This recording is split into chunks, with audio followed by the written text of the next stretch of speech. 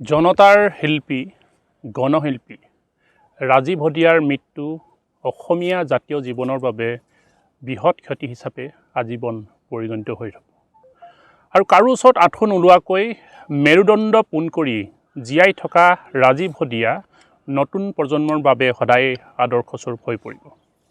আৰু আজি আমি এই পবিত্ৰ ক্ষণত আজি শিল্পী দিৱসত টাইপাৰ তৰফৰ পৰা কেন্দ্ৰীয় সমিতিৰ পৰা দুটামান ঘোষণা কৰিব বিচাৰিছোঁ।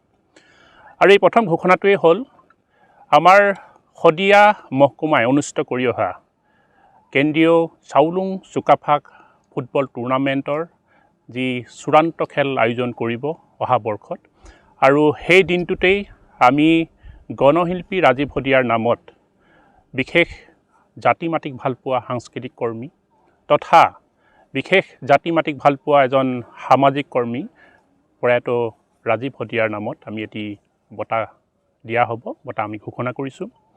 আৰু ইয়াৰ লগতেই ৰাজীৱ হদিয়াৰ লগত জড়িত বহুখিনি কথা, বিশেষকৈ সাংস্কৃতিক ক্ষেত্ৰখনতো টাইপাৰ তৰফৰ পৰা তেওঁৰ যি পৰিবাৰ, তেওঁৰ যি ল'ৰা, তেওঁৰ ক্ষেত্ৰতো আমি দায়িত্ব গ্ৰহণ কৰিছোঁ।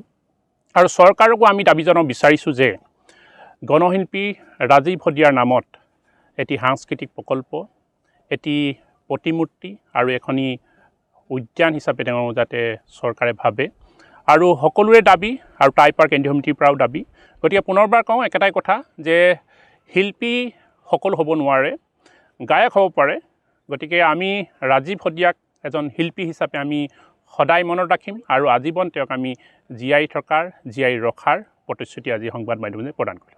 হয়, আজি আমি শিল্পী দিৱসৰ দিনা ৰাজীৱ হদিয়াৰ যি আমাৰ কাৰণে ত্যাগ স্বীকাৰ কৰি, অসমৰ ৰাইজৰ কাৰণে ত্যাগ স্বীকাৰ কৰি, নিজৰ ধান বিক্ৰী কৰি গান প্ৰস্তুত কৰি অসমৰ মানুহক জীয়াই থকা এটা আদৰ্শ দেখুৱাইছিলে, সেইজন শিল্পীক আমি দেখিছোঁ জুবিন গাৰ্গে এটা তুচ্ছ তাচ্ছল্য মন্তব্য কৰিছে। আমি পোনপ্ৰথমতে টাই আহোম যুৱ পৰিষদৰ তৰফৰ পৰা জুবিন গাৰ্গক ধিক্কাৰ আৰু গৰিহণা যোগাইছোঁ।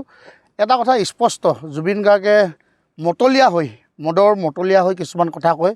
এই কথাবোৰে তেওঁ এটা কথা স্পষ্ট কৈছে, তেওঁ কিন্তু আজি শিল্পী হৈ পোৱা নাই, এজন গায়ক হৈ আছে।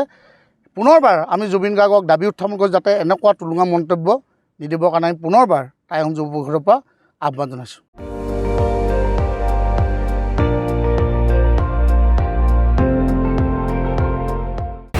আপুনি চাই আছে ND24, সৰ্বশ্ৰেষ্ঠ নহয় সৰ্বোত্তমৰ দৌৰ।